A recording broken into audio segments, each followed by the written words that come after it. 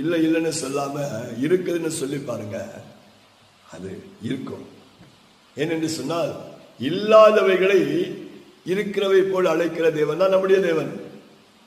ஒன்றும் இல்லாமல் இருந்து உருவாக்குற தேவன் தான் நம்முடைய தேவன். இருப்பதை கொஞ்சம் இருப்பதை வைத்து ஆசீர்வதிக்கிறதா நம்முடைய தேவன். எப்பொழுது ஒன்றுமில்லை என்று சொல்லி நாம் கலங்கி தவிக்கிறோமோ அப்பொழுது ஆண்டவர் நமக்கு தருகிற தேவன், நமக்கு கிருபை பாராட்டுகிறவராக இருக்கிறார். ஆகிய இல்லை என்று சொல்லக்கூடாது. ஒரு பிடி கைப்பிடி மாவும் கொஞ்சம் எண்ணெயும்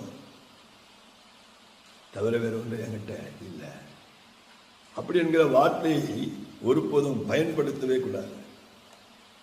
இருக்கிறது என்று சொல்லி பாருங்கள். உங்க வாழ்க்கையிலே அது இருக்கும், நிரம்பிட்டே இருக்கும்.